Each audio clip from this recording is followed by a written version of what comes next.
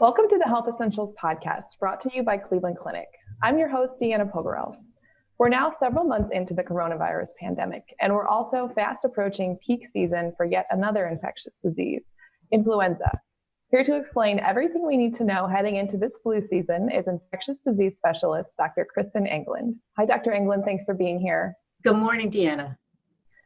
For our listeners, please remember that this is for informational purposes only and is not intended to replace your own physician's advice. So, Dr. Englund, one thing I keep hearing over and over again by some people during this pandemic is that coronavirus is just another flu and it's not a big deal, and why are we making such a big deal about it? So can we start by talking a little bit about what differentiates these viruses and how the flu is different from the coronavirus? Well, certainly. First of all, they're caused by two completely separate viruses. Influenza has been around for many, many, many years, and we're aware of the two types, influenza A and influenza B. Each year, there are going to be different variants of the influenzas, so that's why we have a vaccine that we need to get every year for those. SARS-CoV-2 is a brand new virus. We've had coronaviruses in the past, but this is a brand new variant of it. So this is something that we've not seen before. None of us have ever seen it, so none of us have any form of immunity against it. And that's why it's able to spread so worldwide and so rapidly, is because nobody has immunity. Nobody is protected against it at this point. Unfortunately, we have no way to protect people against it either in the form of a vaccine. There's no vaccine available for the new COVID-19. However, we do have influenza vaccines that are available. And what do we know about how infectious the coronavirus is? Is it more contagious than the flu, less contagious? So certainly coronavirus is spread similarly to the way that influenza is spread. It's spread through respiratory droplets. So if somebody is coughing, if somebody is sneezing, if somebody is talking, singing around you, those droplets can be passed back and forth. And those droplets can carry a number of infections, including influenza and including the SARS-CoV-2. So the question is whether we can get it, if we're more likely if we get exposed to flu versus if we're more likely to get COVID-19. So they're roughly about similarly infectious, although what we're seeing is more likely these super spreading events when we talk about COVID-19. So if somebody is going, say, out to a meeting, to a choir practice, to a party, and they have COVID-19 but don't necessarily have symptoms, they can be super spreading at that point in time, meaning more and more people around them are more likely to get exposed to and infected than, say, somebody if they were to have just the flu. I see. And so we've heard that most people who get COVID-19 get either no symptoms or mild symptoms and can kind of recover at home. But what do we know about, the rate of people who get it and become very sick and need to be hospitalized? Certainly. So, we're seeing certainly our hospitals in certain areas filling up with patients who are very, very ill with COVID-19. So you're right. While the majority of people are only going to be having mild symptoms, about 20% of people who have symptoms are going to be having more severe symptoms and possibly even requiring hospitalization. So for those who are more likely to get ill and require hospitalization, they're under usually certain categories of folks who either are older, over the age of 65 as far as COVID goes. That's also the same as flu.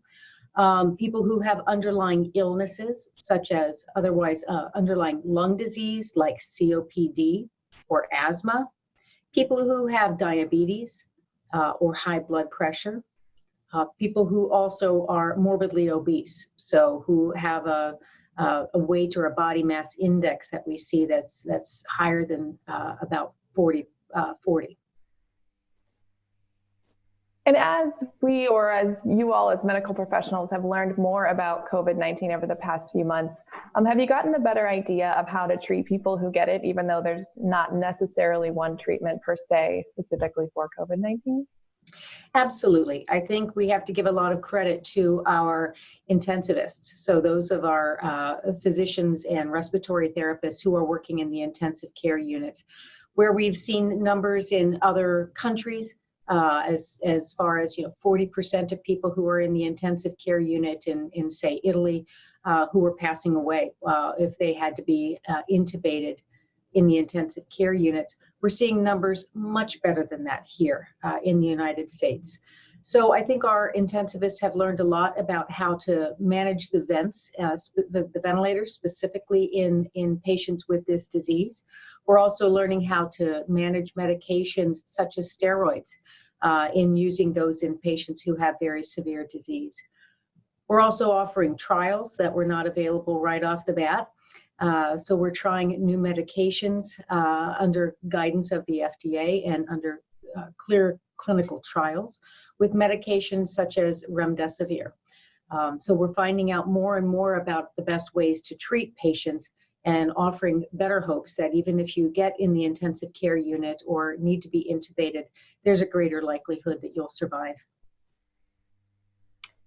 Yeah, and I want to ask you about symptoms, because I know when this all started, there was a lot of talk about how it's very hard to differentiate COVID-19 from the flu because the symptoms tend to be very similar. So how has our knowledge of symptoms evolved since then?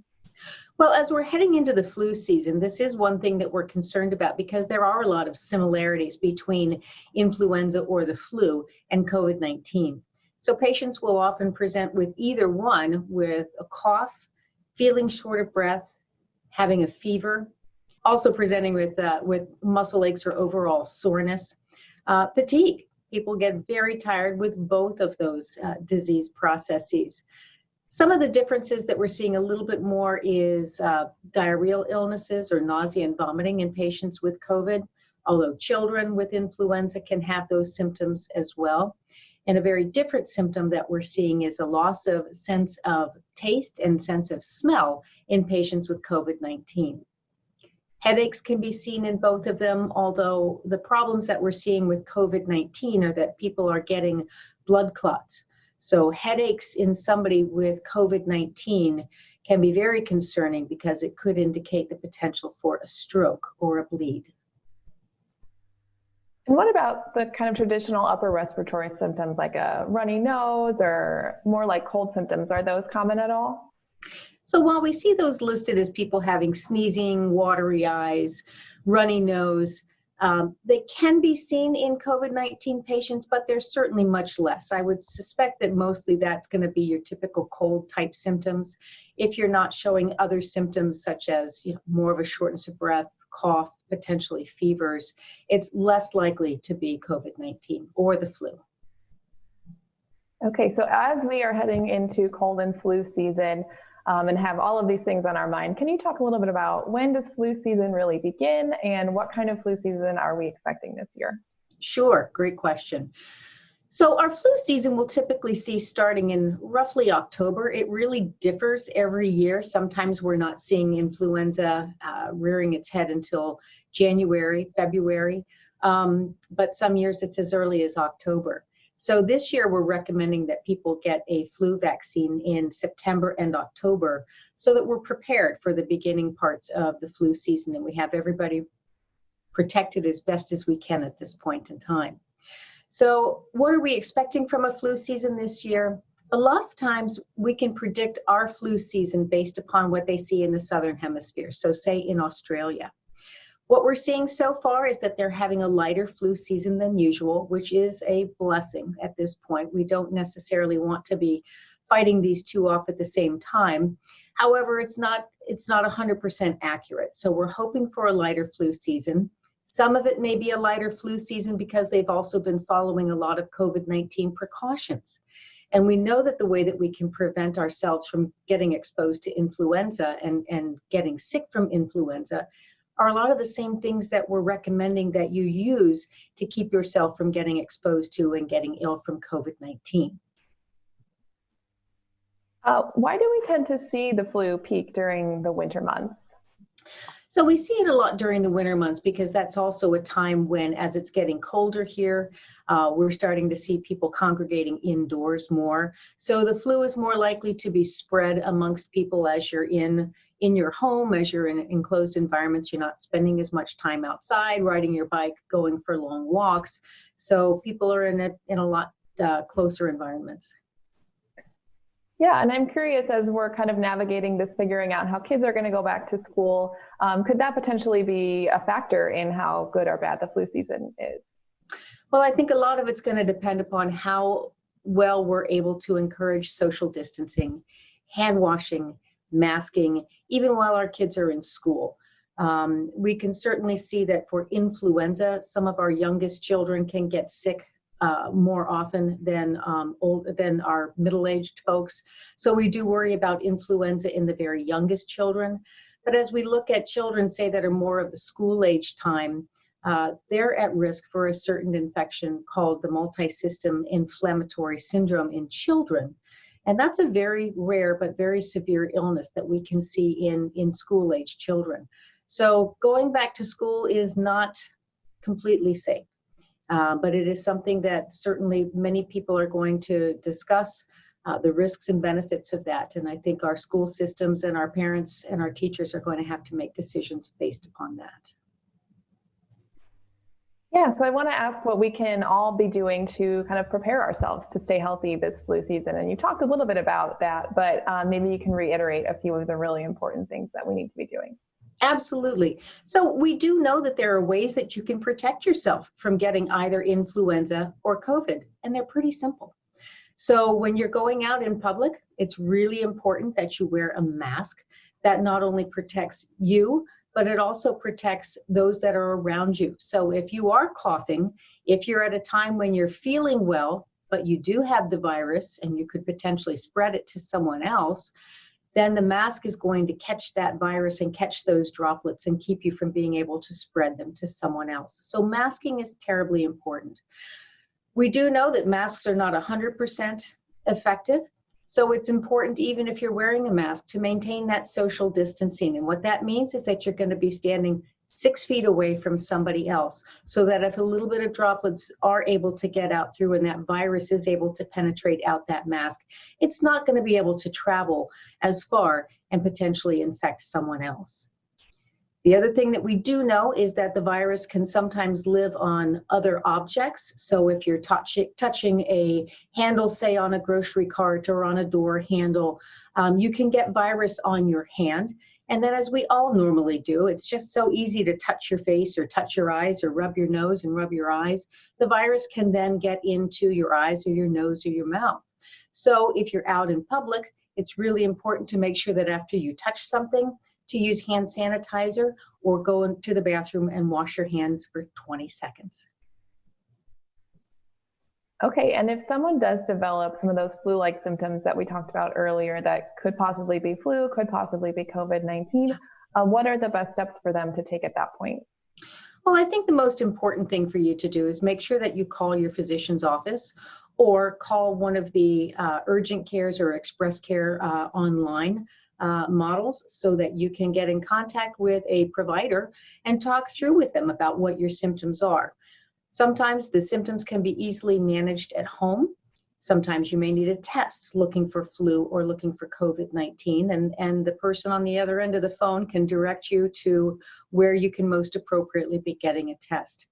Sometimes those symptoms may be more concerning, like you're having a bit more shortness of breath when you're trying to climb the stairs than you could before, or your temperature's higher than we would like to see, or you may be having some chest pain.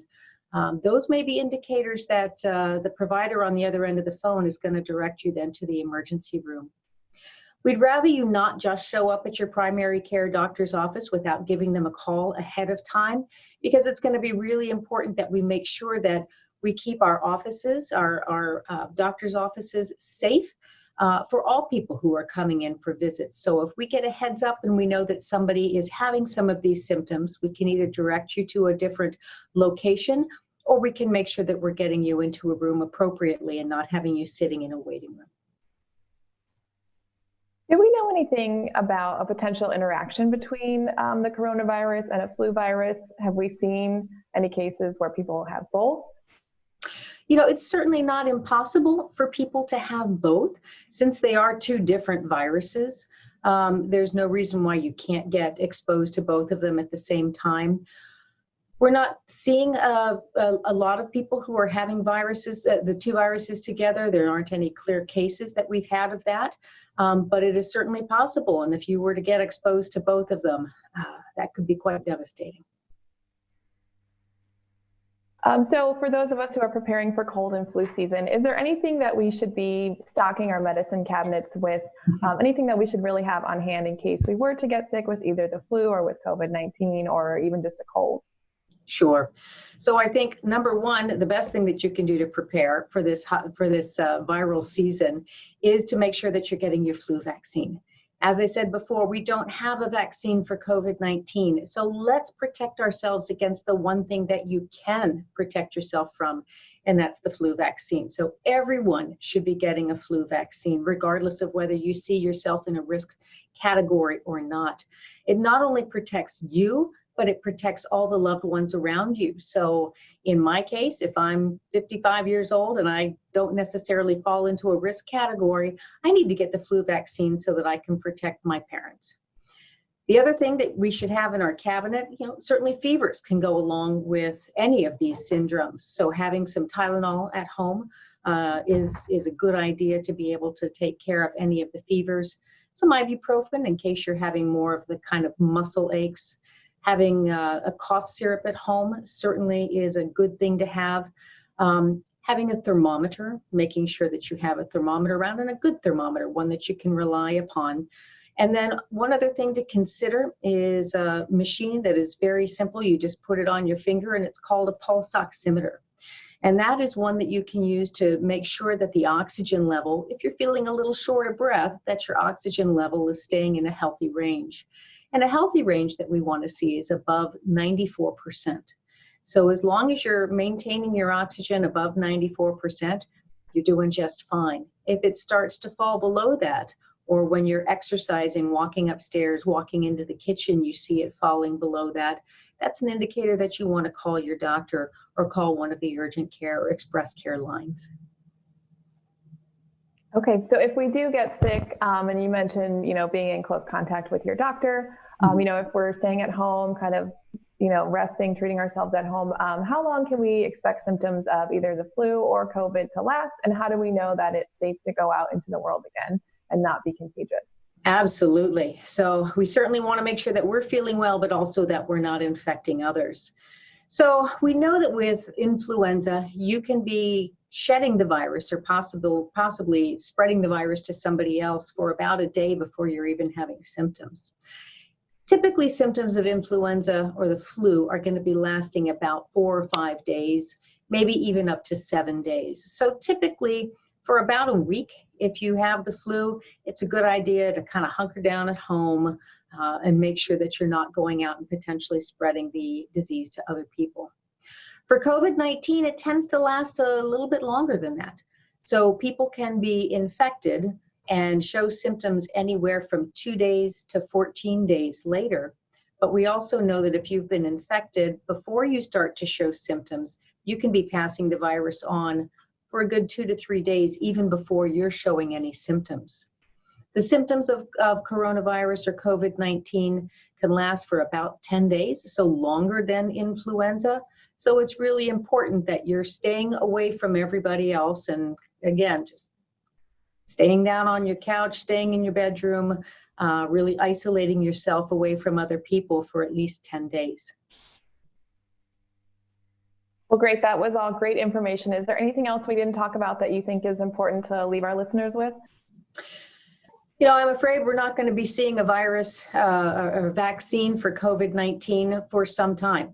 I think we're going to have to get very comfortable with practicing all of these preventative measures for certainly flu, but also for COVID-19. So it is something really important that we need to be able to embrace and understand that we're not only protecting ourselves, we're protecting all of those around us.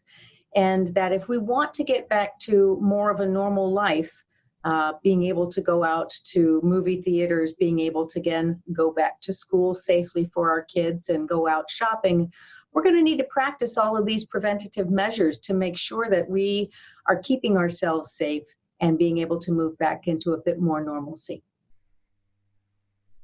Absolutely. Well, thank you so much for your time today. Thank And you. to our listeners, for the latest information on coronavirus or to schedule a virtual visit or appointment, you can visit clevelandclinic.org/coronavirus. You can also find more podcasts with our Cleveland Clinic experts at clevelandclinic.org/HE podcast or wherever you get your podcasts. You can also follow us on Twitter, Instagram, and Facebook, Cleveland Clinic, one word. Thanks for joining us.